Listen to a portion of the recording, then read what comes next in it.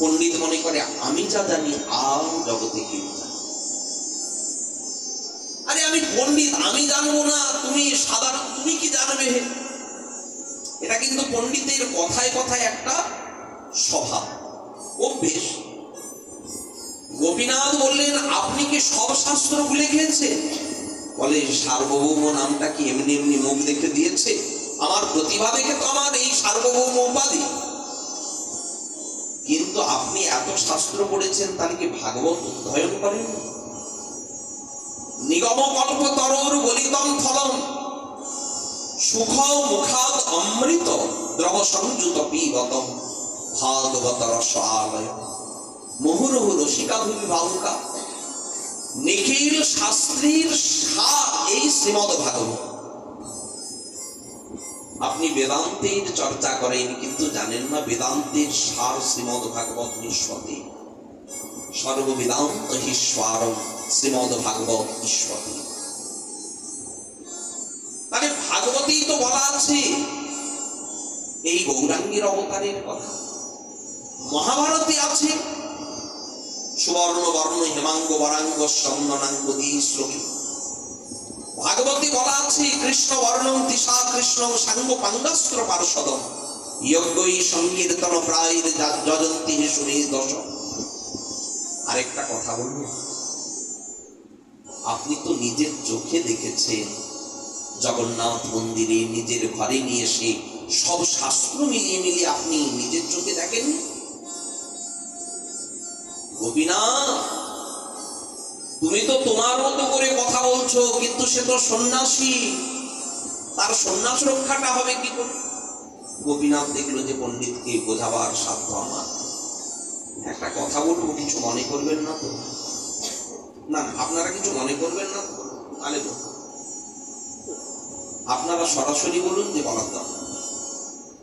আমি তাই বলি, আমাকে যদি কেউ বলে দাদা একটা কথা বলবো, কিছু মনে করবেন, চেষ্টা করি সরাসরি বলার, যে বলার দরকার নেই, কারণ কথাটা শুনলেই মনটা খারাপ হয়ে যাবে, বিগড়ে যাবে।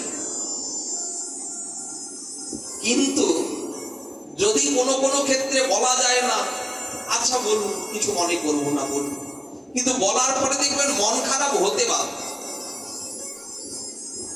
গোপীনাথ বলছে, ভট্টাচার্য মশাই, সম্পর্কটা তুললাম না, গালি ভাববে লোকে। ও শ্যালক মশাই, একটা কথা বলি কি, আপনার দোষ, মনে কিছু করবেন না, আপনার দোষ। আচ্ছা, পণ্ডিতকে যদি আপনি বলেন যে আপনার দোষ নাই, কথাটা কতখানি গায়েবাজি বলুন দেখি, আমাদেরই গায়েবাজি, তাহলে পণ্ডিতের কি হতে পারে? এই যে কি বলতে চাও হে গোপীনাথ, আমার দোষ নাই মানে কি বলতে চাও? বলে তোমার নাই কোনো শাস্ত্রে কয়। উনি বেটা আমারে আবার বলে কিনা শাস্ত্রে এই কয়। তুই আমাকে শাস্ত্র বোঝাবি? আমি শাস্ত্র বুঝি না। এত বড় পণ্ডিত, সার্বভৌম পণ্ডিত, সারা ভারত বিখ্যাত পণ্ডিত, আমাকে বলছে কিনা শাস্ত্রে এই কয়। কি কয়? গোপীনাথ বলে, পাণ্ডিতাদ্য ঈশ্বর তত্ত্ব কোথা জ্ঞাত নয়। পাণ্ডিত্যের দ্বারা ঈশ্বরকে জানা যায় না। ও, পাণ্ডিত্যের দ্বারা জানা যায় না, তাহলে কি মূর্খামির দ্বারা জানা যায়? কথাটা কি দাঁড়াচ্ছে, তাই না? পাণ্ডিত্যের দ্বারা ঈশ্বর তত্ত্বকে জানা যায় না, তাহলে কি মূর্খামির দ্বারা ঈশ্বর তত্ত্বকে জানা যায়? কি বলে? গোপীনাথ বললেন, পাণ্ডিত্যেও নয় আর মূর্খামির দ্বারাও। তাহলে ঈশ্বরের কৃপালে শয়িত যাহারে, সেই সে ঈশ্বর তত্ত্ব জানিবারে পারে। সেই সে ঈশ্বর তত্ত্ব জানিবারে পারে। একমাত্র ঈশ্বর তত্ত্বকে কে জানতে পারে? ঈশ্বরের কৃপালে যার উপরে। সে পণ্ডিত হলে তাই জানবে, আর যদি মূর্খ হয় তার উপরে যদি ঈশ্বরের কৃপা। কোন ব্যাকরণ পড়েছিল ব্রহ্মা? ব্রহ্মা কোন ব্যাকরণ পড়েছিল? কোন অলঙ্কার শাস্ত্র অধ্যয়ন করেছে? কোন উপাধি তার ছিল বলুন? কিন্তু ঈশ্বর যখন তার হৃদয়ে প্রেরণা দিয়ে দিলেন, সর্বশাস্ত্রের বেদ বিদ্যা বুদ্ধি তার হৃদয়ে সঞ্চারিত হয়ে গেল। হলো কি? তিনি ব্রহ্ম হৃদয় জাতি কবে মুহ্যন্তি যৎসূরয় তেজবারি মৃদাং যথা বিনিময় ত্রিসর্গ মৃষা। ভাগবতী বলা আছে ব্রহ্মার হৃদয়ে ভগবান ইচ্ছা মাত্রে তার সর্ব সিদ্ধান্ত প্রেরণ করে দিলেন। তো ঈশ্বরের কৃপা হলে ঈশ্বরকে চেনা যায়। তোমার নাহি কো দোষ শাস্ত্রে কয় পাণ্ডিতা ঈশ্বর তত্ত্ব কভু জ্ঞাত। তাহলে ঈশ্বরের পরিচয়টা কে জানতে পারবে? ঈশ্বরের কৃপা যার উপরে হয়, ঈশ্বরের কৃপালে শয়তো জানে, সেই ঈশ্বর তত্ত্ব জানিবারে পারে। আসলে কি জানেন, আমার কথা আপনার হৃদয়ে ঢুকবে না। যেমন ঊষর ভূমিতে যদি কেউ বীজ বপন করে, ওখানে কি গাছ হয়? ঊষর ভূমি কিনা, ও বীজটা ধীরে ধীরে নষ্ট হয়ে যায়। একই প্রকার আপনার হৃদয়ে এতটা শুষ্কতা, জ্ঞানের কারণে এত শুষ্ক আপনার হৃদয়, এই ভক্তির কথাগুলি আপনার হৃদয়ে বৃক্ষরূপ ধরবে না। তবে একটা কথা বলি, আমার কথাগুলি আপনিই বলবেন, তার কৃপা যবে আপনার প্রতি হবে, তার কৃপা তোমার প্রতি যবে হবে, এসব সিদ্ধান্ত তুমিও করিবে। গোপীনাথ, আমার কথাটা একটু মনে রেখো, তুমি শ্রীকৃষ্ণ চৈতন্যকে বলো আমার কাছে যেন একটু বেদান্ত শুনে পড়ে। গোপীনাথ গিয়ে কিছু বলেনি, কিন্তু মুকুন্দ পাশে শুনছিলেন কিনা। প্রভুকে গিয়ে বললেন, প্রভু এই পণ্ডিতের ঘরে থাকা যায়। পণ্ডিত বলে কিনা আপনার সন্ন্যাস আশ্রম ঠিক নাই, মধ্যম সম্প্রদায়ের সন্ন্যাস নিয়েছে, আপনাকে নাকি নূতন করে সংস্কার করাবে, পুনরায় যোগপট্ট দিয়ে, সে নাকি আপনাকে বেদান্ত শোনাবে। শোনো মুকুন্দ, উনি আমার শুভ আকাঙ্ক্ষাই করেছে, আমার মঙ্গলই চান। এই জগতে কজন জীবের মঙ্গল চায়, আমার মঙ্গল উনি চেয়েছে।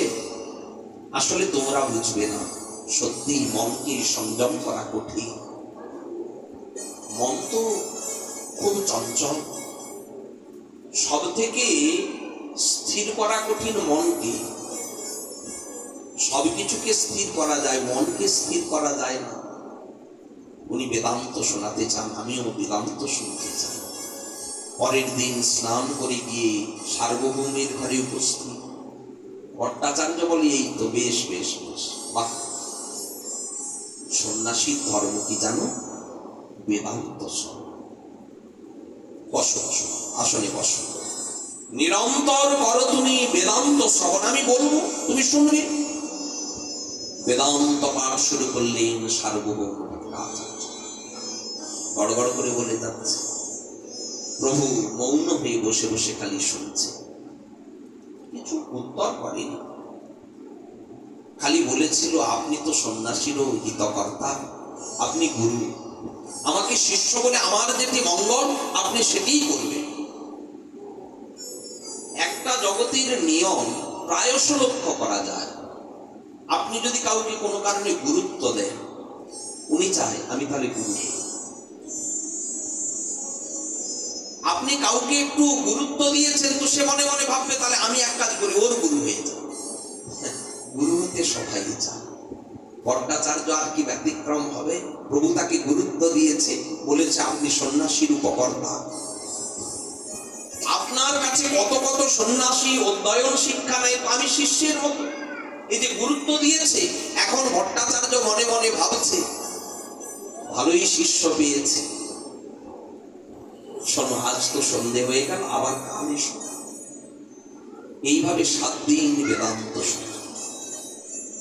কিন্তু ভট্টাচার্য একটা জিনিস লক্ষ্য করেছে, শ্রীকৃষ্ণ চৈতন্য বসে বসে খালি শোন, হ্যাঁ বলে না, নাও। 7 দিন পরে ভট্টাচার্য ভাবছে, আমি যে এত কঠিন জটিল বিষয় বলছি, সবকিছু বুঝতে সুঝতে পারছে তো? এই যে শ্রীকৃষ্ণ চৈতন্য আমি যে 7 দিন তোমাকে পড়ালাম, তুমি সব বুঝতে পারছো?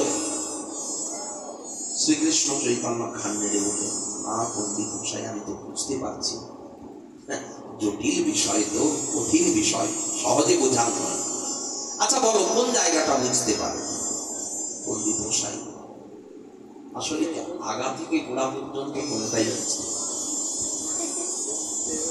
আপনি যে বোঝাবার জন্য আমাকে যা কিছু বলছেন, আপনার বাক্যগুলি কিছু বুঝতে পারছি না। একমাত্র বেদান্তের যে সূত্রগুলি বলছেন ওগুলি পরিষ্কার বুঝতে পারছি। 555টি বেদব্যাস রচিত বেদান্ত সূত্র। তবে এই সূত্রকে বোঝার জন্য অনেকে ভাষ্য মানে ব্যাখ্যা ভাষ্য করেছে। তার ভিতরে তৎকালে শঙ্করাচার্যের ভাষ্য ছিল সব থেকে বেশি জনপ্রিয়, ওটাই সকলে আলোচনা করত প্রায়। ভট্টাচার্য এই শঙ্করাচার্যের ব্যাখ্যাটাই বলছে। আচ্ছা, মানুষ সূত্র না বুঝতে পারার জন্য ব্যাখ্যা, আর প্রভু বলছে কি সূত্রটা পরিষ্কার বুঝতে পারছি, কিন্তু ভাষ্য একটা অক্ষরও বুঝতে পারিনি আপনার কথা। মানে আগা থেকে গোড়া কোনটাই বুঝতে পারি। সার্বভৌম একটু থেমে গেলেন, কি বলতে চান একটু পরিষ্কার করে স্পষ্ট করে আমাকে বলো তো। হে শ্রীকৃষ্ণ চৈতন্য বললেন, দেখো এই যে বেদব্যাস রচিত বেদান্ত ভাষ্য, এই বেদান্ত ভাষ্যের নির্মল ব্যাখ্যা হচ্ছে শ্রীমদ্ ভাগবত। কিন্তু আপনি যে শঙ্করাচার্যের ভাষ্যগুলিকে বর্ণনা করছেন, সেখানে প্রত্যেকটি বাক্যে নিরাকার, নির্বিশেষ, নিরঞ্জন, নিঃশব্দে, নির্বিশেষ ভগবানের বা পরম তত্ত্ব ব্রহ্মের কথা আপনি বলছেন। ওই একবারও তো বললেন না গোপবেশ বেণুকর নবকিশোর নটব। ভট্টাচার্য বললেন, কি বলতে চাইছো একটু স্পষ্ট করে।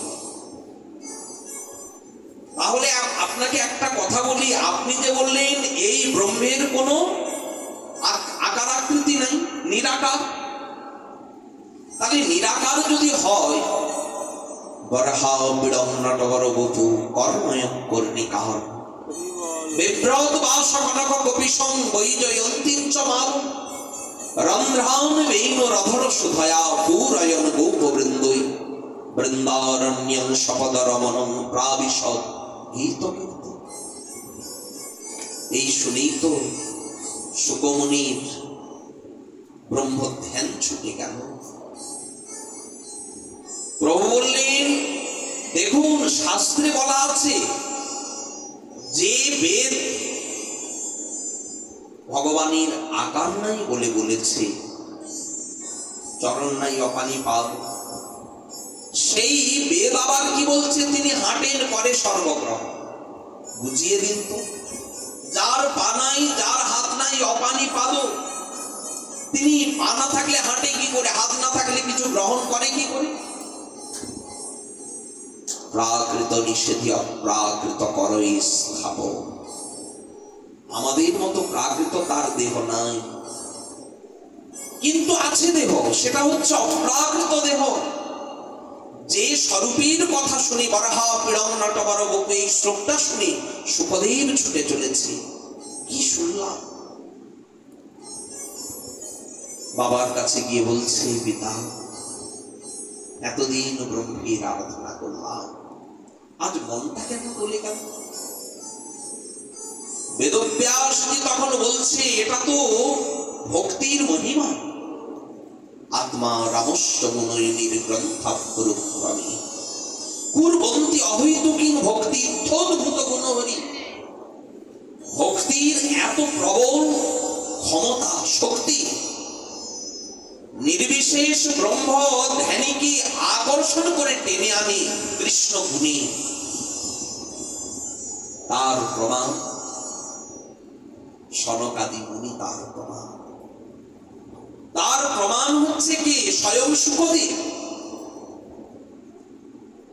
মহাপ্রভু এই শ্লোকের 18 প্রকার অর্থ শুনি ভট্টাচার্য কাঁদছে। ভট্টাচার্য অবাক বিস্ময়ে ভাবছে, কি বলে? প্রভু বললেন, দেখো সৎচিৎ আনন্দময় স্বয়ং ভগবান। তাহলে ষড়ৈশ্বর্য পূর্ণানন্দ বিগ্রহ যাহা, হেন ভগবানী তুমি কখন ডাকা, সাহসটা কেন?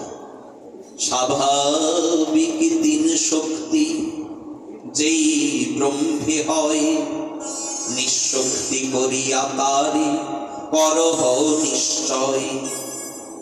বিষ্ণু শক্তি পরা প্রক্তা ক্ষেত্র ব্যাখ্যা তথা পরা। ভাগবতী স্পষ্ট, বিষ্ণু পুরাণে স্পষ্ট বলা আছে, অবিদ্যা কর্ম সংজ্ঞান্না তৃতীয়া শক্তি বিশ্বতি, সদংশে সন্দিনী আনন্দাংশে লাদিনী সদংশে সংবিদ, যার জ্ঞান পরিমাণ।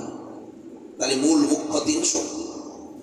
ষড়বিধ ঐশ্বর্য প্রবোধ চিৎশক্তি বিলাস, হেন শক্তি নাহি মানো, তোমার পরম সাহস, সাহস তো কম। ভট্টাচার্যকে এবার পড়কে ধরেছে, সাহস তোমার কম। মায়াধীন মায়াবশ আপনি বলছেন অহং ব্রহ্ম, সো অহং। আপনাদের বৈদান্তিকদের ভাষা তো এগুলি। একজন মায়াধীশ আর মায়াবশ, ঈশ্বরে জীবে ভেদ। হেন জীব ঈশ্বর শনে করহ অভেদ, সো অহং আমি সেই, সাহস তো কম। ঈশ্বরের শ্রীবিগ্রহ সচ্চিদানন্দাকার, শ্রীবিগ্রহে অসত্য গুণের বিকার।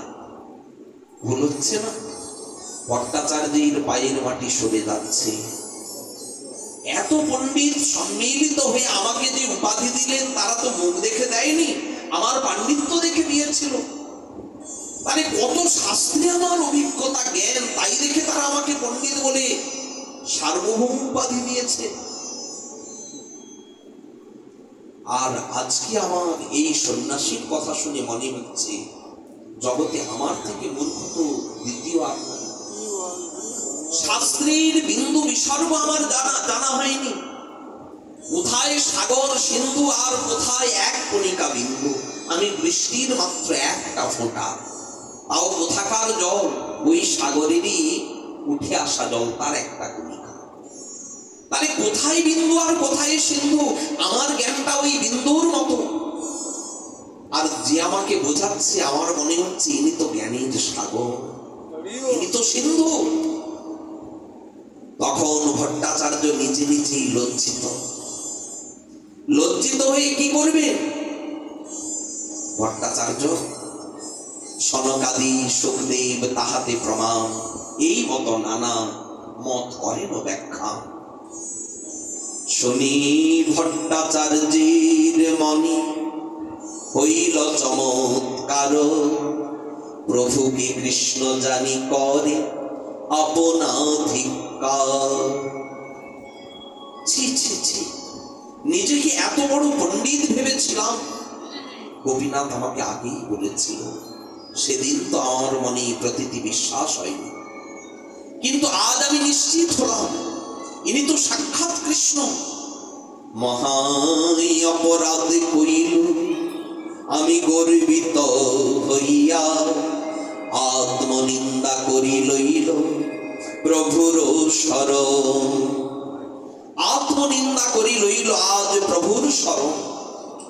প্রভুর কৃপা করিবারি তবে হইল। প্রভু ভাবছে এবার তো কৃপা করা প্রয়োজন। মহাপ্রভু তখন করুণা করে কৃপা করে এই সার্বভৌম ভট্টাচার্যকে দেখালেন তার নিজস্ব রূপ। আমি কি? ভট্টাচার্য দেখো, দেখাইল আগে তারি চতুর্ভুজর, পাছে শ্যাম বংশীম স্বকীয় স্বরূপ। দেখাইল আগে তারি চতুর্ভুজর, পাছে দেখাচ্ছেন শ্যাম বংশীম দ্বিভুজ মুরলীধারী। প্রথমে দেখালেন শঙ্খ চক্র গদা পদ্ম, পরে দেখালেন তিনি মুরলীধারী। আর কি স্থির থাকতে পারে ভট্টাচার্য? ভট্টাচার্য ভাবছেন কাকে দর্শন করলাম। নিত্য সকাল হলে আমি যেতাম জগন্নাথ মন্দির। বলতেন অনেকে ইনি তো সাক্ষাৎ কৃষ্ণ। আমি কৃষ্ণ রূপে তাকে দেখতাম না, আমি তাকে ব্রহ্ম জ্ঞানে সদা সর্বদা দর্শন করতে যেতাম। কিন্তু আজ দেখলাম সেই জগন্নাথ রূপে আমার সম্মুখে সাক্ষাৎ দ্বিভুজ মুরলীধারী রূপ দেখালেন। সেই শঙ্খচক্র গদা পদ্মধারী তিনিই তো ইনি, সেই দ্বিভুজ মুরলীধারী তিনিই তো ইনি। আত্মনিন্দা করি লইল প্রভুর স্মরণ, প্রভুর কৃপা করিবারি তবে হইল মন। তখন ভট্টাচার্য এই রূপ দেখে আনন্দে মূর্ছা গেলেন। প্রভু নিজের হস্ত পরশে ভট্টাচার্যকে জানালেন, ওঠো ভট্টাচার্য, এই কথাটাও কি বলো। আর ভট্টাচার্য, তোমাকে যা দেখালাম এটা তুমি তোমার মনের ভিতরে রেখো। ভট্টাচার্য তো কথা বলতে পারছে না, বাকরুদ্ধ হয়ে গিয়েছে। নয়নী দর দর ধারায় অশ্রু নিপতিত হচ্ছে, গৌর চরণকে ধুইয়ে দিচ্ছে। এখন ওই চরণ প্রভুর কাছে নাই, এখন সার্বভৌমের হৃদয়ে ওই চরণ। ভট্টাচার্য এখন কি বলে জানি? এই ভট্টাচার্যই বলেছিল না, নবীন বয়সের সন্ন্যাসী কি করে সন্ন্যাস রক্ষা করবে, আমার কাছে বেদান্ত শুনুন। এখন তিনি বলে, না না, ইনি কে জানো?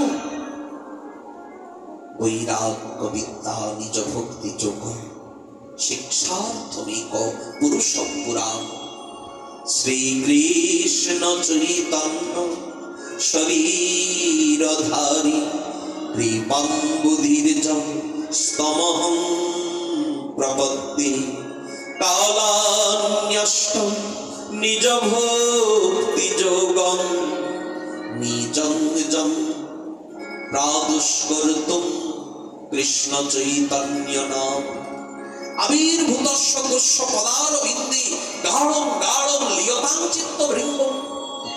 ওরে মন মধুকর, ওরে মন ভ্রমর, তুই এই চরণ কমলে গিয়ে বসে পড়। অফুরন্ত মধু, জীবনের পর জনম খেয়ে যাবে, মধুপান করবি, কিন্তু মধুপান বিশ্রাম হবে না, মধু ফুরবে না।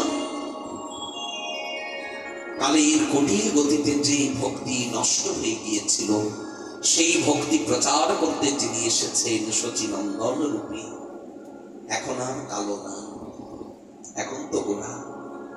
উজ্জ্বল বর্ণম গৌরবরদেহম বিলসিত নিরবধি ভাব বিদেহম ত্রিভুবন পাব কৃপয়ালেশম তং প্রণমামি শ্রী শচীতনয়ম। শচীনন্দন রূপে যিনি আবির্ভূত হলেন, আমি সেই শচীনন্দনের চরণ বন্দনা করি। এই রূপে মহাপ্রভু সার্বভৌমকে কৃপা করলেন। এখন সার্বভৌম হয়েছে মহাপ্রভুর চরণে একনিষ্ঠ ভক্ত।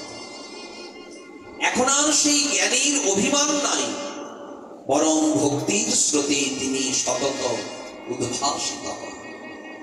হৃদয় এখন গৌর প্রেমালোকে উদ্ভাসিত। একদিন মহাপ্রভু হাতে করে আনন্দবাজারের একটু মহাপ্রসাদ নিয়ে এসেছে, খুব ভোরের বেলা। তখন সবেমাত্র ভট্টাচার্য ঘুম থেকে উঠেছে, এখনো দন্ত ধাবন স্নান নিত্য ক্রিয়া কিছুই করে। প্রভু ইনি যেই মাত্র মহাপ্রসাদটা দিয়েছে, আর সঙ্গে সঙ্গে ভট্টাচার্য কি করলেন জানেন?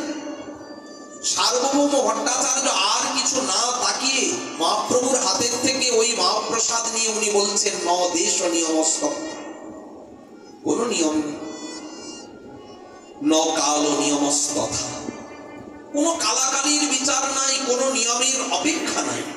প্রাপ্তমন্যং দ্রুতম, পাওয়া মাত্র খুব শীঘ্র, শিষ্টৈর ভক্তিয়ব্যং হরির বক্রি, পাওয়া মাত্র এই মহাপ্রসাদ সঙ্গে সঙ্গে গ্রহণ, এটাই বিধান। একমাত্র ব্রতের দিন, ব্রতের দিন কেউ দিলে ওটাকে বন্দনা করে রেখে দিতে হবে, পাওয়া যাবে। কিন্তু ব্রতের দিন ব্যতীত যে কোনো মুহূর্তে যে কোনো সময়ে কেউ যদি মহাপ্রসাদ এনে দেয়, আনন্দবাজারের মহাপ্রসাদ প্রাপ্ত মাত্রের এক কণিকা হলেও মুখে দিতে হবে, নাহলে প্রসাদে সম্মান রক্ষা হয় না। প্রভু বললেন, ভট্টাচার্য কি হলো, এখনো তুমি দন্ত ধাবন করো, তোমার যে নিত্য জপ তপ কিছুই হয়নি, তুমি অন্ন পেয়ে নিলে। তখন তো এই শ্লোকে প্রভুর সামনে বলছেন এই শ্লোক, প্রভু আনন্দে বলছে, বা বাবা আজকে হলো সার্বভৌমের মহাপ্রসাদে বিশ্বাস। গোপীনাথ বলে, ও ভট্টাচার্য, ওই সন্ন্যাসীকে ঘরে রেখেছো কেন? সন্ন্যাসী ঠিকঠাক সন্ন্যাস ধর্ম বোধ হয় রক্ষা নাই। গোপীনাথ, পরিহাস করছো আমার সঙ্গে, আমাকে লজ্জিত করছো।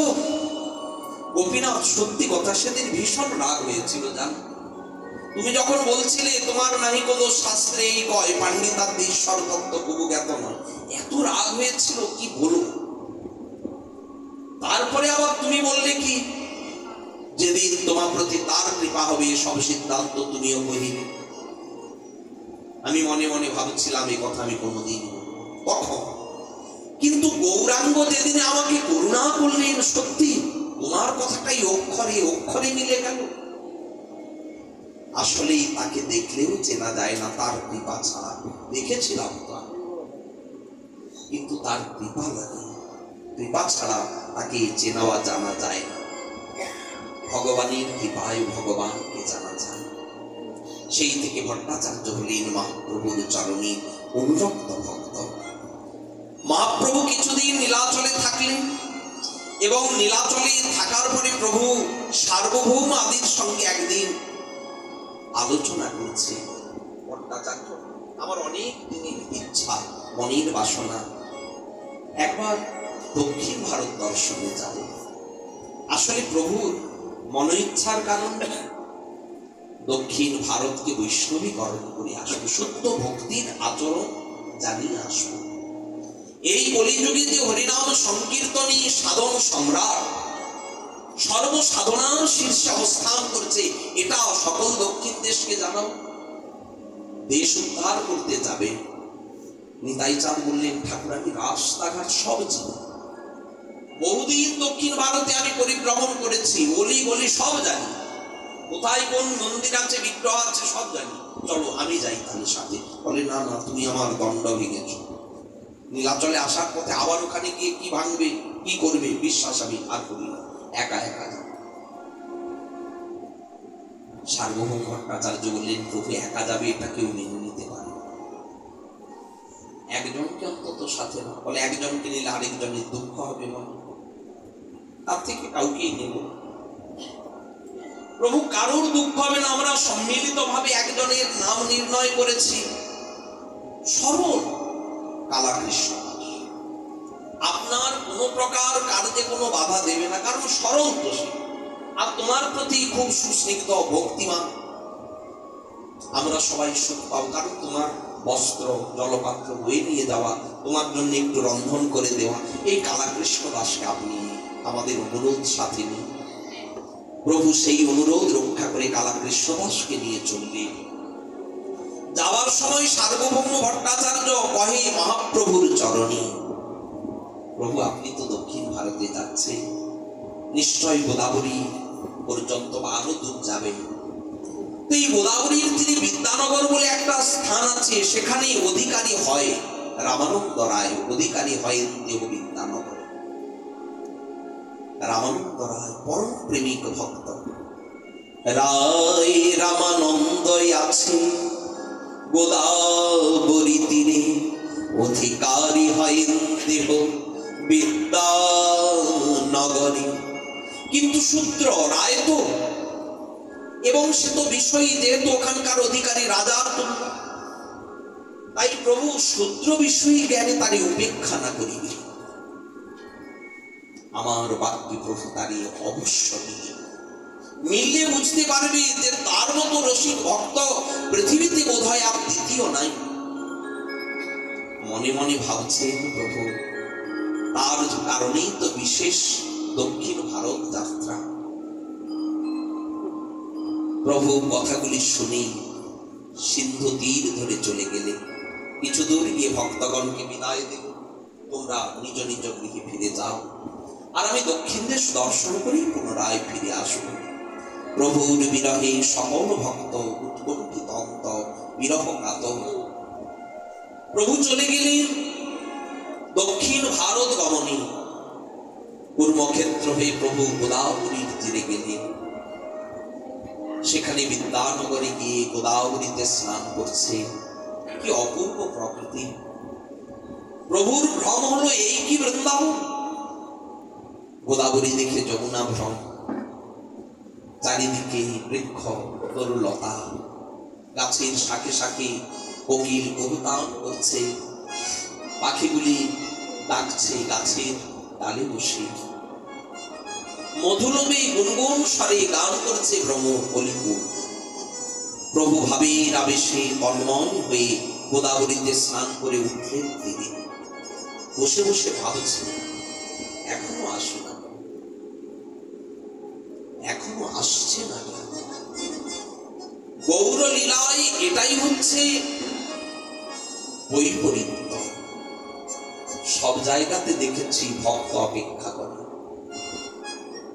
আজ মহাপ্রভু গিয়েছেন ভক্তের সঙ্গে মিলিত হতে, কিন্তু বৈপরীত্যের কারণ কি? এতটা ভক্তি আস্বাদনের লোভ কোন স্বরূপে জাগেনি, এই গৌর স্বরূপে যেমন জেগেছে। আস্বাদন করবে বলেই তো রাধার ভাবকান্তি নিয়ে গৌরাঙ্গ হয়েছে। আর কোথাও যদি ভক্তির সম্বন্ধ মাত্র পায়, প্রভু সেখানে আত্মহারা হয়ে যায়, এমনকি নিজেকে যেন ভক্তের কাছে বিকিয়ে দিতে চায়। প্রভু বলেন কত সুখ দিলে আমাকে। এতদিন শুনেছি ভক্ত বলে প্রভু আপনার দর্শনে সুখী হলাম, কিন্তু প্রভু কি বলে তুমি মোরে বহু সুখ দিলে। কেন? তোমার যে ভক্তির এতটুকু সম্বন্ধ আমি পেলাম। আজ গোদাবরীর তীরে প্রভু বসে আছেন, কখন রামানন্দ রায় আসবে? কিছু সময় পরে বাদ্যি বাজনা বাজাতে বাজাতে দোলায় চড়ে রামানন্দ রায় আসছে, সঙ্গে অনেক বৈদিক ব্রাহ্মণ। প্রভু মনে মনে তার সঙ্গে মিলিত হতে চাইছে, আর কি ঘরে থাকতে পারে, তাই এসেছে। স্নান করতে যাওয়ার সময় দেখলেন অপূর্ব এক সন্ন্যাসী। এত সুন্দর সন্ন্যাসী ত্রিভুবনে কোনোদিন কোথাও দেখে। ইচ্ছে করছে সন্ন্যাসীর চরণে গিয়ে নিজেকে সঁপে দিই, কিন্তু আমি যে শূদ্র, সন্ন্যাসীর নিকটে তো আমার যাওয়ার অধিকার নাই। স্নান করলেন, বৈদিক ব্রাহ্মণগণ মন্ত্রোচ্চারণ করালেন। দূর থেকে দেখছে রামানন্দ তুমি এত আবরণে থাকো, চেনা ভাই, এখনো বৈদিক ব্রাহ্মণ নিয়ে বৈদিক মন্ত্রোচ্চারণ করে তুমি স্নান বিধি মেনে স্নান করছো, অথচ বিধির অধীন তো তুমি নও, তুমি তো স্বাধীন, তুমি না সাক্ষাৎ বিশাখা। তোমাকে কি আর সাধারণ জগতের বেদ বিধি মানতে তোমাকে হবে? যাই হোক, স্নান করে উঠে এসে ভাবলেন একটু প্রণাম করি। প্রণাম করলেন, আর যেই প্রণাম করেছে মহাপ্রভু তাড়াতাড়ি করে এসে একেবারে রামানন্দকে বুকে জড়িয়ে ধরেছে। রামানন্দ রায় প্রভুর স্পর্শ পেয়ে তার সম্বিত না, মুগ্ধ হয়ে গেল, আত্মহারা হয়ে গেল। মহাপ্রভুর অঙ্গে অঙ্গ মিশিয়ে যেন আজ একাকার হয়ে গেল রামানন্দ। প্রভু দেখছেন বৈদিক ব্রাহ্মণরা আলোচনা করছে কি ব্যবহার সন্ন্যাসী, শূদ্রকে আলিঙ্গন করে সন্ন্যাসী, এটা তো বেদের আচরণ। মনে মনে ভাবলো এরা তো আমাদের মনের কথা বুঝবে না, এরা বিধিমার্গে, এদের কাছে এই ভাব দেখানো ঠিক নয়। প্রভু সংবরণ করলেন, রায়কে একটু চেতন ফেরালেন। রায়, তোমার সঙ্গে মিলিত হতে এত দূর থেকে এসেছি, জানো তোমার বংশ, তুমি সন্ধ্যাকালে ব্রাহ্মণের ঘরে এসো। চলে গেলেন তখনই মতো রায় রামানন্দ নিজ নিকেতনে। কিন্তু খালি সূর্য দেখে, কখন পশ্চিম দিশায় যান, সন্ধ্যেটা কখন। উৎকণ্ঠায় সন্ধ্যায় এসে গেল, দুইজনেরই উৎকণ্ঠা। রায় কখন আসবে ইনি ভাবছে। রামানন্দ রায় এলেন একাকী, আর কাউকে সাথে নেয়। ভাবান্তর হবে তো, ভাবের ভাবুক না হলে তো ভাবাস্বাদন হবে না। রামানন্দ রায় এসে মহাপ্রভুকে যেই প্রণাম করেছে, প্রভু বললেন, রায় আমি তোমার কাছে এসেছি, কিছু শাস্ত্র কথা শুনব। বলো না রায়, শাস্ত্রে কি নির্ণয় করেছে সাধ্য বস্তু? প্রভু কহে পড়স্ল সাধ্যের নির্ণয়। বড় মানে মুখের কথা বললে হবে, তোমার মনে হচ্ছে তুমি বলে দিলে, এমন করলে হবে। শাস্ত্র দৃষ্টান্ত দিয়ে তোমাকে বলতে হবে সাধ্যের নির্ণয়টা কি। এই রামানন্দ রায়ের সঙ্গে মহাপ্রভুর মিলন এক বাক্যে, একটা শ্লোকে কবিরাজ গোস্বামী পাদ সম্পূর্ণ অধ্যায়ের একটা চিত্র অঙ্কন করেছে। সঞ্চার্য রামবিধ ভক্ত মেঘে সভক্তি সিদ্ধান্ত চয়ামৃতা গৌরাবধি তুই যমুনা বিতীর্ণে স্তযজ্ঞ তরত্নালয়তং প্রয়াতি। সঞ্চার্য রামবিধ ভক্ত মেঘে স্বভক্তি সিদ্ধান্ত চয়ামৃতা, একটা জাগতিক দৃষ্টান্ত। রামানন্দ রায়ের সঙ্গে মহাপ্রভুর যে মিলন কেমন জানেন? এ জগতে যেমন দেখি সাগরের জল বাষ্প হয়ে মেঘে চলে যায় আকাশে, মেঘ হয়ে ঘনীভূত হয়, আবার ঝমঝম করে বৃষ্টি ঝরে পড়ে। এই সাগরের জল আকাশে উঠলো, আবার সাগরে নেবে। তাহলে পাঠাবার দরকার কি ছিল? আসলে কি সাগর লোভে আছে। যদি আকাশের থেকে আমারই জল, কিন্তু যখন বৃষ্টি রূপে ঝরে পড়বে, বিশেষত শক্তি নক্ষত্রের যোগে যখন ঝরে পড়বে, মণিমুক্তায় ভরে যাবে আমার আলো। একই প্রকার মহাপ্রভু হচ্ছেন সেই সিদ্ধান্ত সাগর। রামানন্দ রায়ের অন্তরে তিনি সঞ্চারিত করেছে এই সর্বসিদ্ধান্ত। এবং রামানন্দ রায়কে আবার জিজ্ঞাসা করেছে বড় শ্লোক সাধ্যের নিয়ে। আচ্ছা, সব জায়গায় দেখেছি জ্যেষ্ঠ ব্যক্তি বক্তা, কনিষ্ঠ ব্যক্তি শ্রোতা। ভগবান বলছেন, ভক্ত শুনছে। কৃষ্ণ বলছেন, অর্জুন শুনছে। গুরুদেব বলছেন, শিষ্য বসে বসে শুনছেন। শুকদেব বলছেন, পরীক্ষিত শুনছেন। কিন্তু আজ এ যেন গীতার বিপরীত অধ্যায়। এখানে ভক্ত বর্ণন করছেন, বলছেন ভগবান জিজ্ঞাসা করছে, শ্রোতা ভগবান, বক্তা ভক্ত। কেন? এটা যে ভক্তির অনুভবময়ী আস্বাদন, একচেটিয়া অধিকার এখানে একমাত্র ভক্তি। ভক্তিতে কারোর অধিকার নাই, ভগবানের পর্যন্ত অধিকার নাই। হ্যাঁ, ভগবান আস্বাদন করতে পারে, তার জন্য তাকে ভক্ত হতে হবে। তাই তো রাধার ভাবকান্তি নিয়ে ভক্ত ভাবে গৌরাঙ্গ রূপে এলে। বড় শ্লোক সাধ্যের নির্ণয়। সাধ্য কাকে বলে? জীবের সর্বানুবন্ধী কর্তব্যের যেটি অপরিহার্য অঙ্গ, তাকেই বলে সাধ্য। স্বরূপ আমাদের কি? কৃষ্ণদাস। এই কৃষ্ণদাস স্বরূপের অপরিহার্য বিষয় কোনটা? সেবা। সেবা না থাকলে তো দাসত্ব থাকবে না। সেবা, এটাই হচ্ছে ভক্তির মূল। সেবা না থাকলে ভক্তিও থাকবে। আর যেখানে সেবা আছে সেখানে ভক্তি জন্ম নিবেই। দেখেন না, জল থাকলেই শ্যাওলা জন্ম। আপনাকে কি আলাদা করে বীজ ছড়াতে হয়? একই প্রকার যেখানে থাকবে সেবা, সেখানে ভক্তি আপনা আপনি জন্ম নেবে। এটা হচ্ছে স্বরূপানুবন্ধী অবশ্য একটা লক্ষ্য। কৃষ্ণ দাসের লক্ষ্য সেবা, সেবাতেই তার সুখ, সেবাতেই তার বিশ্রাম, সেবাতেই তার শান্তি, সেবাতেই তার প্রাপ্তি। বড় শ্লোক সাধ্যের নির্ভর।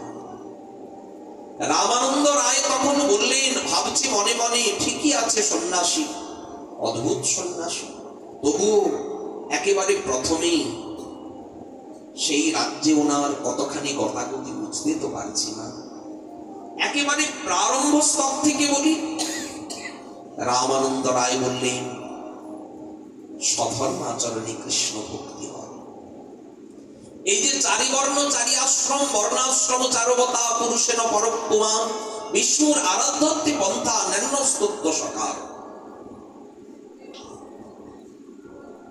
এখনো কুলের গৌরব, এখনো বর্ণের হিসেব। এটা তো মধ্যযুগ নয়, দেখি মধ্যযুগ। এখনকার দিনে যদি কেউ বলে আমি অমুক শ্রেণীর ব্রাহ্মণ, আমি ক্ষত্রিয়, হাসি বা হাস্যস্কর বাক্য। এগুলি স্বরূপানুবন্ধী কর্তব্যের বিষয় নয়। হতে পারে এগুলি সামাজিক একটা শৃঙ্খল, সেই সময় হয়তো প্রয়োজন ছিল। বর্ণ এবং আশ্রম জীবের স্বরূপানুবন্ধী কর্তব্য। প্রভু বললেন, এহবাচ্ছ আগে কহা। এখনো বর্ণ নিয়ে, এখনো কুল নিয়ে পড়ে থাকলে হবে? বলির স্রোতে কুল ভেঙে গিয়েছে, আর কুল কুল করে কি হবে? বর্ণ কেন বলছো? দেখছো না এত ত্রিতাপ, এই বর্ণ ফ্যাকাশে হয়ে গিয়েছে, এখন আর বর্ণ তুলে লাভ নেই। প্রভু কহে, এহবাচ্ছ আগে কহা। একটা কথা, চারি বর্ণাশ্রমী যদি কৃষ্ণ নাহি ভজে, স্বধর্ম করিলে রবে পড়ি মজে। হয় কিনা? কৃষ্ণ ভজন যদি না করে, ব্রাহ্মণ হয়েছে কিন্তু কৃষ্ণ ভজন করেন, কি হবে তাতে? চণ্ডাল হয়ে যদি কৃষ্ণ ভজন করে, সেই বড়, যেই ভজে সেই বড় অভক্তহীন চাপ। কৃষ্ণ ভজনে নাই জাতি কুলাদি বিচার। আর এই মানব জীবনের মূল লক্ষ্য কি? কৃষ্ণ ভজিবার তরে জীব সংসারী আই। মিছা মায়ায় বদ্ধ হয়ে বৃক্ষ সম হইল, তাহলে এগুলিও মায়া। কুল, শীল, মান, এগুলিও সব মায়ারই অংশ। তাই প্রভু বললেন, এহবাচ্ছ আগে কহা। রায় কহে, কৃষ্ণে কর্মার্পণ সর্বসাধ্য সার। আসলে আগের বাক্যের মূল বিষয় কি ছিল জানেন? স্বর্গপ্রাপ্তির জন্য এই শ্লোকটির বল। কি করে স্বর্গ পাবো? বললেন, ধর্মকর্ম করলে স্বর্গ পাবো। কিন্তু শুধু ধর্ম স্বর্গ পাইয়ে দেবে না, কেউই তো ফল দিতে পারে না। ভক্তিমুখ নিরীক্ষক কর্মযোগ জ্ঞান। ভক্তি কখন আশীর্বাদ করবে তবে আমি ফল দিতে পারি। তাহলে ভক্তির উপরে সবাই নির্ভরশীল, কিন্তু ভক্তি স্বতন্ত্র প্রবল। ভক্তির কাউকে অপেক্ষা করতে হয় না। এ কারণেই তো অন্নবিলাসিতা শূন্যং জ্ঞান কর্মাত্মনাও, কারোর আবরণ নাই ভক্তির উপরে, কিন্তু আর সকলের উপরে ভক্তির আবরণ লাগবে। আচ্ছা, ওই স্বর্গ পাওয়ার জন্য যতটা ভক্তি লাগে তার জন্য কি করতে হয়? বলে, এই যে বর্ণাশ্রম ধর্ম পালন করুন, তাহলে আপনার যে ভক্তি হবে তাতেই আপনি স্বর্গ পেয়ে যাবেন। তাহলে এটা সকাম ভক্তি। সকাম ভক্তি মানে নিজের দেহদৈহিক সুখের জন্য চাওয়া। এটা নিন্দার বিষয় কিনা? লোকে বলবে, দেখেছো নিজের জন্য এত কিছু, দশের জন্য তো ভাবলো না। তাহলে এক কাজ করি, এই সকাম ভক্তিটাকে নিষ্কাম ভক্তি করি। কি করে করব? আমি যে এতদিন নিজের জন্য চাইতাম, এটা যদি কৃষ্ণকে সমর্পণ করে দিই, নিষ্কাম ভক্তি হয়ে যাবে। যদ করসি যদ শ্বাসি যদ জুহসি তদাসি যদ তপস্যসি কৌন্তেয় তৎ করস্য পুরুষ মদর্পণ। অনেকে বলে, কেন? এই তো গীতায় বলেছে যত খুশি যজ্ঞ কর। সেই যজ্ঞটা যদি শেষে কৃষ্ণকে সমর্পণ করে দেন, তাহলে আর যজ্ঞে দোষ নাই। কিন্তু নারদীয় বচন তো তা বলে না। নারদীয় বচন কি বলে? নাস্তিব নাস্তিব নাস্তিব গতিরন্নতা, কলির জন্য যোগ্য নয়। আগুন ঢেলে ক্ষীর দিয়ে যোগ্য, কলির জীবের জন্য নয়। এটা অন্য যুগের জন্য প্রযোজ্য ছিল, কলির জন্য তো নয়। যাগ যজ্ঞ যত পুণ্য আদি ব্রত কলিতে কি আর আছে? তাহলে যে কৃষ্ণ অর্পণে গীতায় বলেছে কোনো দোষ নেই, আরে সে তো কর্ম ছাড়তে পারেনি, তাই কর্ম ছাড়তে পারবে না। এক কাজ করো, ওটা কৃষ্ণের, যাকে বলে উড়োখই গোবিন্দায়। ওই আগেকার দিনে কুলো নিয়ে খই পাছুড়া হতো না, ধানগুলো সব সরে যাবে, খইগুলো থেকে যাবে, দু চারটে খই তো পড়ে যায়, উড়ে পড়ে গিয়েছে, উড়োখই গোবিন্দায়। বাকিগুলো কিন্তু ঠাকুর সেবায় দেবে না, ওগুলো নিজের পেট সেবা। যেগুলো পড়ে গিয়েছে ওগুলো গোবিন্দায় নম। এরকমই কর্ম ছাড়তে পারিনি, কি করি? উড়োখই গোবিন্দায় নম কৃষ্ণে শোকে দাও। প্রভু কহে এহ বাচ্চ আগে কহবার, রায় কহে স্বধর্ম ত্যাগ, তার সার কথা। সর্ব ধর্মান পরিত্যজ্য মাম একং শরণং ব্রজ, অহং ত্বাং সর্ব পাপেভ্যো মোক্ষয়িষ্যামি মা শুচ। এরপরে আর কি কথা? প্রভু কহে এহ বাচ্চ আগে কহবার, রায় কহে জ্ঞান মিশ্রা ভক্তি সাধ্যসা। আচ্ছা, সর্বধর্মান পরিত্যাজ্য এই শ্লোকটাকেও প্রভু বললেন এহ বাচ্চ? বলে না, সর্বধর্মান পরিত্যাজ্য মামেকং শরণং ব্রজ, এখানে প্রভুর আপত্তি নেই। আপত্তিটা কোথায়? অহং ত্বাং সর্বপাপেভ্যো মোক্ষয়িষ্যামি মা শুচ। শুদ্ধ ভক্তির লক্ষণ এটা নয়। অর্জুন বলছেন, প্রভু কি বলছেন? সর্বধর্মান পরিত্যাজ্য।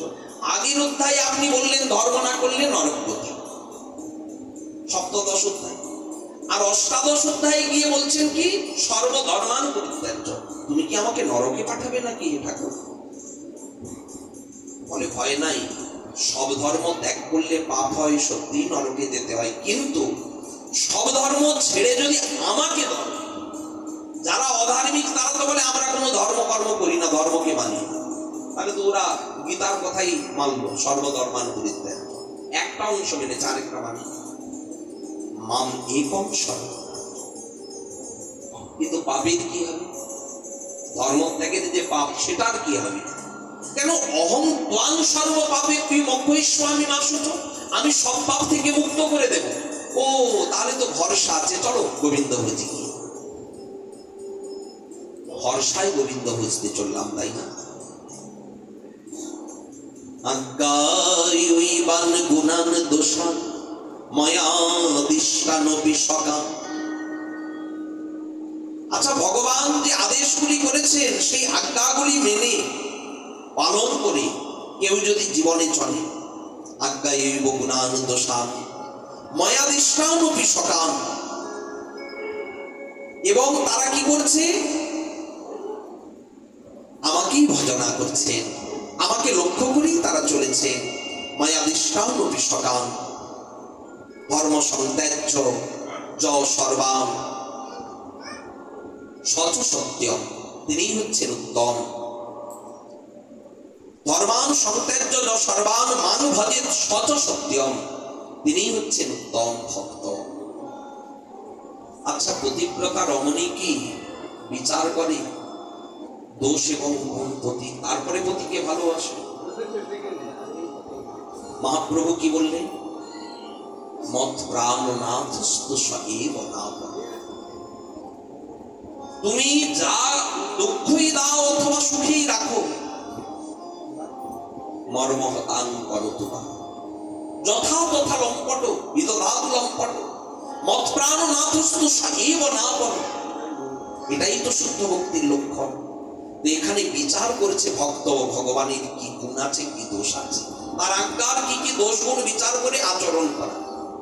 এটা তো পতিব্রতা রমণী পতি উপাসনা হলো না। আমাদের উপাসনা কি? ভক্তির উপাসনা পতিব্রতা রমণী।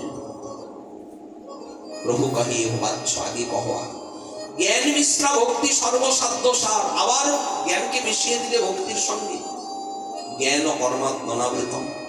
প্রভু কহে এ বাচ্চ আগে কহা। রায় কহে তাহলে জ্ঞান শূন্য ভক্তি সর্বসাধ্য সার।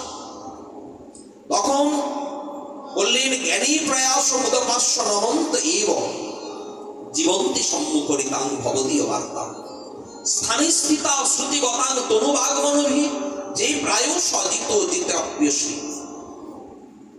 আচ্ছা, ভগবানের বিষয়ে কি খুব বেশি জানত? আমাদের লক্ষ্যহীরা কত জ্ঞানী ছিল, শাস্ত্রজ্ঞ ছিল, কত ভক্তিমান ছিল, উচ্ছৃঙ্খল জীবন। তাহলে তিনি কি করে এত সহজে উপাসনা পেয়ে গেলেন? সাধুর চরণ তলে বসে গিয়ে তার শ্রীবদনে হরিনাম শুনেছে, চিত্ত পাল্টে গেল। তাহলে আপনাকে অনেক কিছু করতে হবে না। স্থানে স্থিতা শ্রুতি গতাং তনুবাগমনভি যে প্রায় সজিত, যাকে কেউ জয়লাভ করতে পারে না, যোগী আত্মপ্রচেষ্টায় যোগের দ্বারা তাকে পায়, জ্ঞানী আত্মপ্রচেষ্টায় ধ্যানে তাকে পায়। কিন্তু দেখুন সেই পরম তত্ত্বকে ভক্ত অনায়াসে বশীভূত করে নেয়। তাই বললেন যিনি প্রায় সজিত জিতপ্যসী তাকে সহজেই জয়লাভ করা যায়। জিতপ্যসী দুই স্ত্রীলোক আমি ত্রিলোকের ভিতরে। প্রভু কহে এহ হয় আগে কহা হয়। শুদ্ধ ভক্তির লক্ষণ মিলেছে, কিন্তু আগে হয় যদি আবার এগুলো কেন? আসলে কি জানেন, আপনি এই নিউ টাউন থেকে যাবেন নবদ্বীপ, এখানে ব্রিজে গিয়ে আপনি উঠলেন, এখান থেকে কেষ্টপুর যাওয়ার বাসে আপনি কি পৌঁছাবেন হাওড়া? উল্টো দিকে যাচ্ছেন। লোকে আপনাকে কি বলবে, এমা এদিকে তো নয়। কেষ্টপুরে পৌঁছে গিয়ে বলছেন হাওড়া কোথায়? বলে আরে এটা তো কেষ্টপুর, এখানে কোথায় হাওড়া করছে? আবার বাসে চেপে ওখান থেকে আপনি চলে যাচ্ছেন সোজা বারুইপুরের দিকে। কেষ্টপুর থেকে বারুইপুর যাচ্ছে। আবার একজনকে দিকে বলে আরে এদিকে নয়, এদিকে নয়, ও আলাদা রাস্তায় চলে এসেছেন। অনেক কষ্টে আবার বারুইপুর থেকে ট্রেন ধরে শিয়ালদা এলে এবার জিজ্ঞেস করছে, বলে হ্যাঁ এবার রাস্তাটা ঠিক হয়েছে, কিন্তু আপনি নবদ্বীপে পৌঁছান। রাস্তাটাই এখন ঠিক এসেছে, কিন্তু নবদ্বীপ এখনো পৌঁছানো হয়নি। আগে চল। আপনি আগে গিয়ে প্যান্ডেলে উপস্থিত, নবদ্বীপ বলে হ্যাঁ ঠিক আছে রাস্তা, কিন্তু এখনো আপনি পৌঁছনে, আরো যেতে। গুপ্তিপাড়া, আলনা, সমুদ্রবন, তারপরে তো ধীরে ধীরে নবদ্বীপ আসবে। এই প্রভু দেখছেন যে এসেছে রাস্তায়, কিন্তু এখনো লক্ষ্যে পৌঁছানো হয়নি। সাধনার যে চরম লক্ষ্য সেখানে এখনো পৌঁছানো হয়নি। আগে কহা রায় কহে প্রেম ভক্তি সর্বসাধ্য সাধ।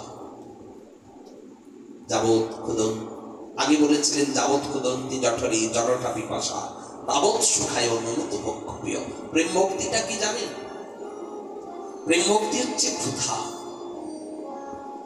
আজকে আমাদের শ্যাম ভাই দুপুর বেলায় এসেছে, প্রায় 1:30 বাজে। এরপরে এসে আবার দেখছি প্রসাদ হয়ে গিয়েছে। প্রসাদ পেতে বসে বলছে সেই সকালবেলা বেরিয়েছি তো এমন ক্ষুধা লেগেছে, খুব দারুণ স্বাদ লাগছে, এত সুন্দর রান্না বান্না হয়েছে, ভোজনও করেছে একটু বেশি। তো বিষয়টা কি, ক্ষুধা যখন থাকে খাদ্য তখন রুচিকর হয়। ওটাই যদি ভরা পেট থাকতো, হাওড়ায় নামার পরেই যদি কোনো দাদা ধরে নিয়ে গিয়ে বলতো এই প্রসাদ হয়েছে পাওয়ার পরে যদি এখানে এসে 1:30টার সময় নামতো, ওখানে 12টায় পেয়েছে, 1:30টার সময় যদি বলে এতগুলি অন্ন পা, দাদা ভালো লাগছে না, থাক থাক, রান্না বান্না হয়েছে, ওটা যে ভালো হয়েছে এটা কিন্তু আর বলবে না শ্যাম, আমাদের শ্যাম ভাই।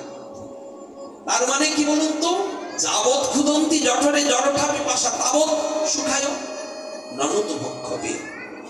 ভক্ষ এবং পানীয় ততক্ষণই রুচিকর সুখপদ বলে মনে হয় যতক্ষণ ক্ষুধা পিপাসা থাকে। প্রেম ভক্তি হচ্ছে এই ক্ষুধা পিপাসা। প্রভু কহে এহ হরি আগে কহ। আবার এগোবে কেন? বলে প্রেম ভক্তি হচ্ছে একটা যন্ত্র, বিনা, বিনাটা লক্ষ জনের মাঝে পড়ে আছে, বাজবে, ওতে ঝংকার দিতে হবে। সম্বন্ধের ঝংকার এখনো ওঠেনি, আগে দাও, ঝংকার লাগাও, সুর বাজুক। এই ঝংকারটা হচ্ছে সম্বন্ধের। রায় কহে দাস্য প্রেম সর্বশান্ত। কি বলবো প্রভু, এই জগতে অনেক কিছু দেখেছি। ইত্যং সত্যাং ব্রহ্ম সুখানুভৃত্য়া দাস্যং গতানাং পরদৈবতেন মায়াশ্রিতানাং নরদারকেন সাকং বিজয়ভ্রু কৃতপুণ্যপুঞ্জা। কে বলছে? কথাটি বলছেন অম্বরীশ মহারাজ এই ভগবানকে লক্ষ্য করে দুর্বাসা।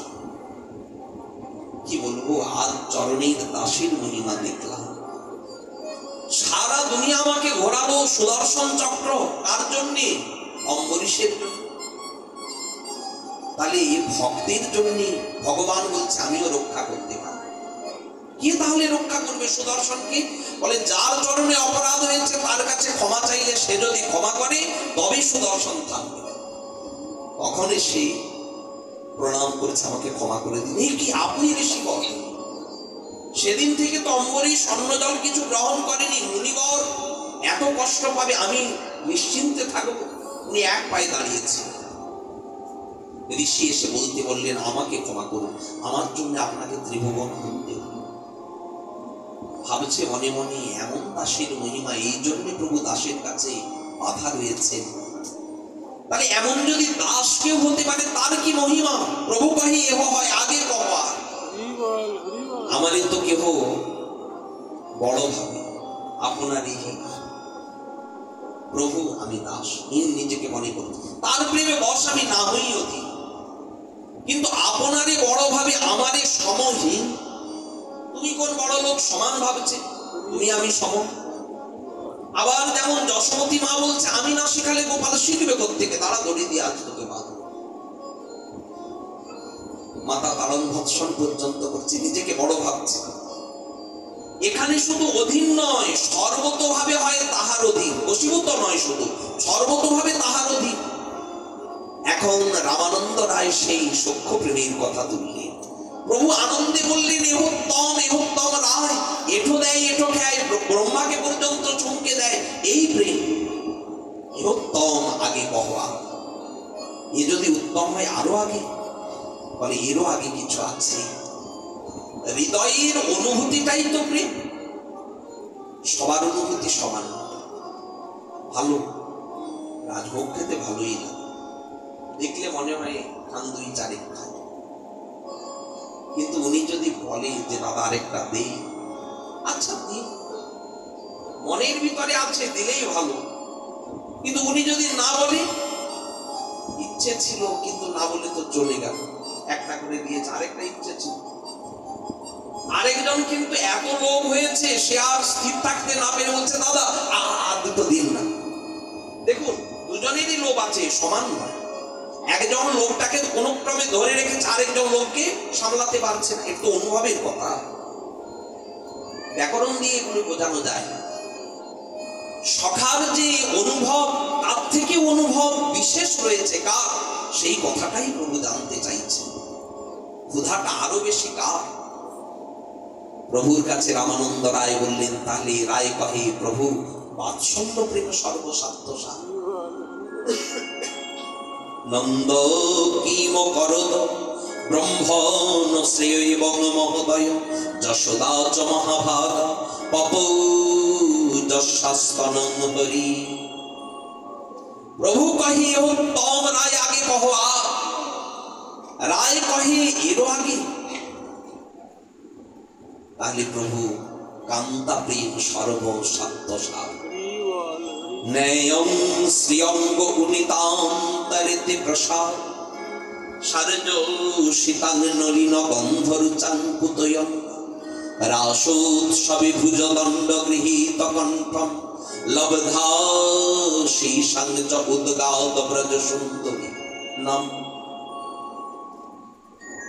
আজকে কি বললেন? বললেন যে এই প্রসাদ কিন্তু লক্ষ্মী দেবী পাইনি। ন্যায়ং শ্রীঅঙ্গ নিতান্তরেতে প্রসাদ সারজসিতাং নলিন গন্ধরুচাং পুতয়ন্ন। স্বর্গের সেই দেবীগণ যাদের অঙ্গ থেকে কমলের সুবাস বাহির হয়, নলিন গন্ধরুচাং, তারাও পায়নি। পুতয়ন্ন, তাহলে আর কে পাবে? কি পায়নি? লক্ষ্মী কি পায়নি স্বর্গের দেবী, যেটা কেউ পেতে পারবে না? রাসোৎসবে অশ্বভুজ দণ্ড গৃহীত কণ্ঠ। গোবিন্দ সেই গোপিকাগণের কণ্ঠকে আলিঙ্গন করে আছে। বলেনি গোপীগণ কণ্ঠ ধরে আছে, গোবিন্দ তাদের কণ্ঠ আলিঙ্গন করে আছে। কেন? আজকে না রাস উৎসবের স্রোত বইছে, ভরা জোয়ার এক একদিন আসে না? এই কলকাতায়, হাওড়ায়, হাওড়ার ওখানে গেলে দেখবেন এক একদিন খুব ভরা জোয়ার আসে। সব দিন তো সমান। রাস রসের উৎসবে যে ভরা জোয়ার এসেছিল প্রেমের, সেখানে গোবিন্দ ভয় পেয়ে গিয়েছে, আমিও তো সাঁতার জানলেও এই স্রোতে স্থির থাকতে পারবো।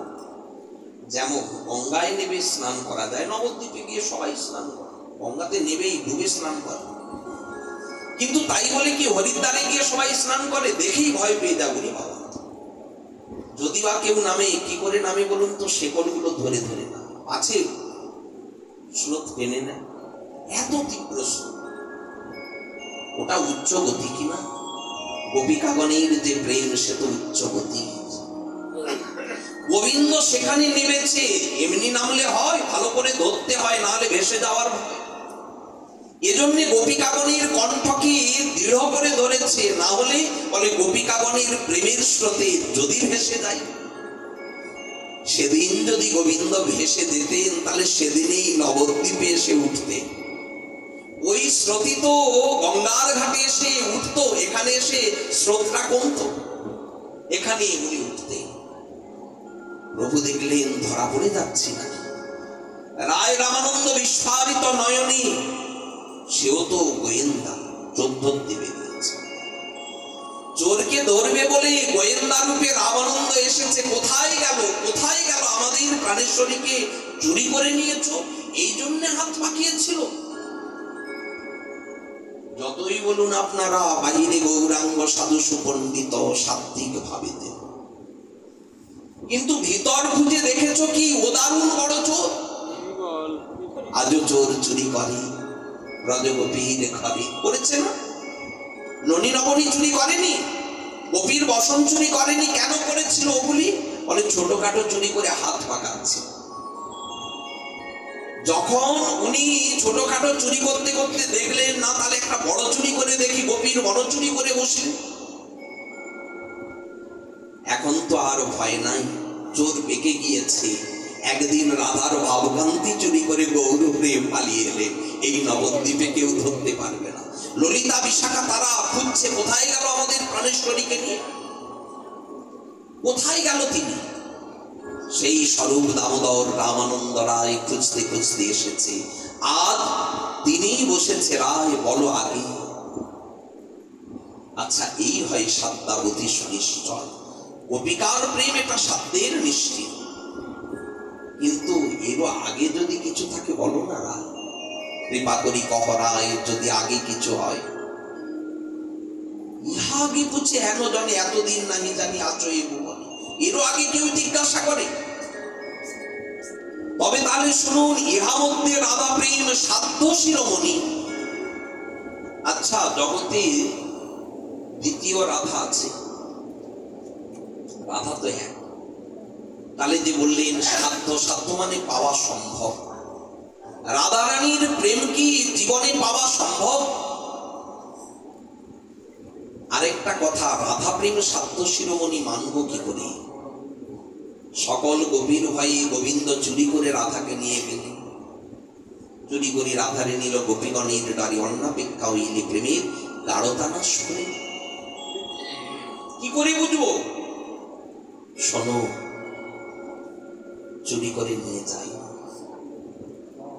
সকলের সম্মুখ দিয়ে রাধারানীকে নিয়ে গিয়েছে। কে কি ভাবলো দেখার দরকার।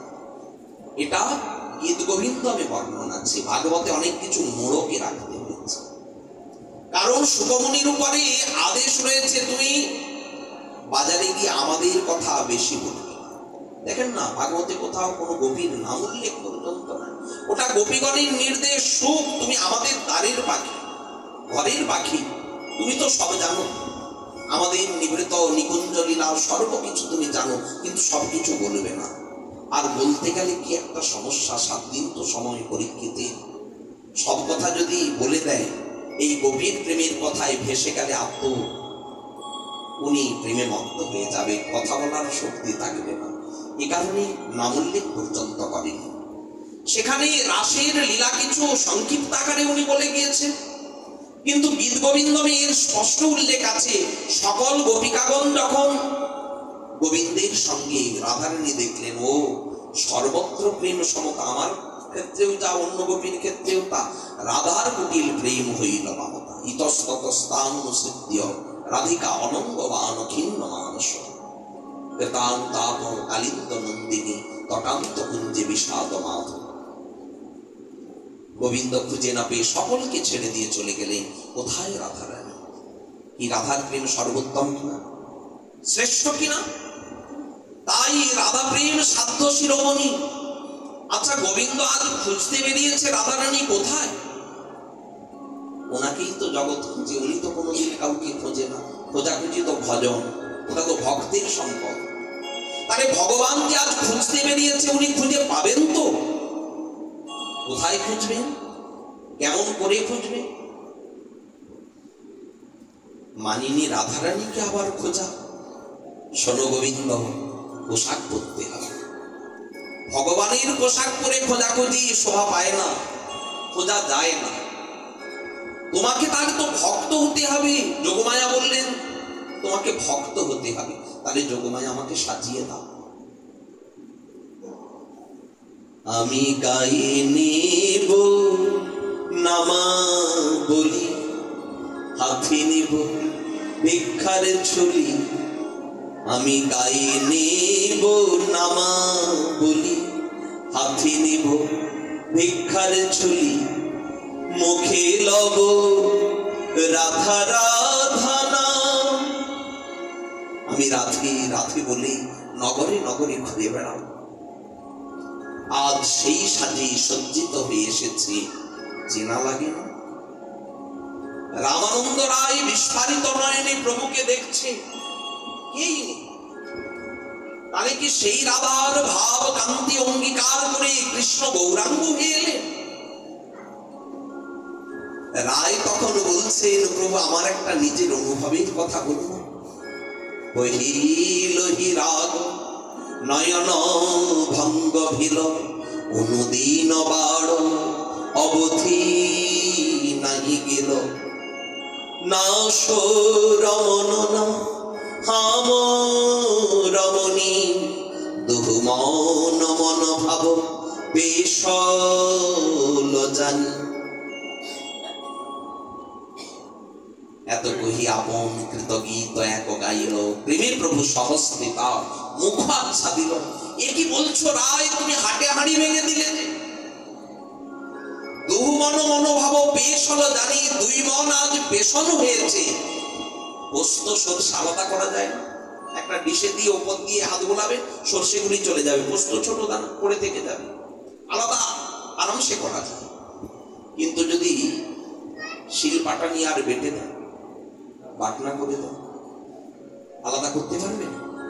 দুহু মন মনোভাব বেশ হলো জানি। রাধা কৃষ্ণ আজ ওই প্রেমের চিত্ত জাতুনিতে বেসন হয়ে গিয়েছে, আর তো আলাদা করা যাচ্ছে না। সেই দুই একে চৈতন্য গোসাই, ভাব রস আস্বাদিতে দহি হইলা কঠাই। আজ দুই এক হয়ে গিয়েছে, তিনি তো গৌরাঙ্গ। এই রাধার প্রেমকে হৃদয়ে ধরে এনে সর্বজগতে উনি এই প্রেম আস্বাদন করছে। আপনি করি আস্বাদনী শিখাইল ভক্তগণে। এই প্রেম আমার সকল ভক্তকে বিলিয়ে দিচ্ছে যত্র তত্র। যারে তাইরে দিল প্রভু না কইল বিচার। কে পতিত কে পামর কাউকে প্রভু নাই বাঁচে, ব্রহ্মার দুর্লভ প্রেম আজ সবাকারে যাচে। কোন প্রেম? এই রাধার প্রেম। কিন্তু রাধার প্রেম কি পাওয়া যায়? রাধারূপে নয়, অনুরাধা রূপে রাধারানীর মনের সঙ্গে মনটাকে জুড়ে সেই মঞ্জরী স্বরূপে এই রাধার প্রেমকেই আস্বাদন। যেমন রূপমঞ্জরী আস্বাদন করছে, যেমন লবঙ্গ মঞ্জরী রতি মঞ্জরী আস্বাদন করছে, একই প্রকার গুরুদত্ত একাদশ ভাব যুক্ত যে সিদ্ধ প্রণালী এবং এটা যে মঞ্জরী স্বরূপের যে আরাধনা, এটাই হচ্ছে সেই রাধা প্রেম প্রাপ্তির একমাত্র উপায়, সাধনা। মনে নিজ সিদ্ধ দেহ করিয়া ভাব, রাত্রি দিন চিন্ত ব্রজে রাধা কৃষ্ণের সেবন। সাধ্য এবং সাধনা, এই সাধনা কি? সাধ্য বস্তু কি করে পাবো? সাধনা হচ্ছে একমাত্র সখীগণের ইহ অধিকার। এখানে একমাত্র সখী ব্যতীত আর কারোর অধিকার নাই। সখী লীলা বিস্তারিয়া সখী আস্বাদন। তাহলে দেখুন, এই সখীর ভাবনাকে হৃদয়ে ধরে তাদের আনুগত্যে এই ভাব সাধনা করতে হবে, তবে মিলবে সেই প্রাপ্তি। যেমন শ্রুতিগণ পেলেন, কিন্তু লক্ষ্মী পেলেন না, কারণ লক্ষ্মী অনুগত হয়ে সাধনা করেন। মহাপ্রভু সাধ্য সাধনার তত্ত্ব আলোচনা করে রামানন্দের সঙ্গে 10 দিন আরো অনেক অনেক আলোচনা করলেন। এরপরে রামানন্দ রায়কে বললেন, রায়, তোমার সঙ্গে আমার থাকার খুব মন ইচ্ছা, তুমি আর আমি একসাথে নীলাচলে থাকবো, তুমি চলো না, সর্বকার্য এখানে সমাধা করে নীলাচলে কৃষ্ণ কথায় দিবারাত্র কাটাবো। এই বলে রামানন্দ রায় মহাপ্রভুকে বললেন, প্রভু আমারও মনের ইচ্ছা আপনার সঙ্গেই থাকি, কিন্তু রাজার তো একটা কার্য করি, তাকে পত্র লিখে পাঠিয়েছি, আমার দ্বারা এই কার্য হবে না, আর আপনি অন্য কাউকে দিয়ে কার্য সমাধা করুন, আমি একটু শ্রীকৃষ্ণ চৈতন্যের চরণ সেবা করতে চাই। মহাপ্রভু বললেন, তাহলে ততদিনে আমি আর একটু দক্ষিণ দেশ দর্শন করে আসি, তারপরে একসাথে চলে যাব নীলাচলে। মহাপ্রভু দক্ষিণ ভারত দর্শনে আরো এগিয়ে গেলেন।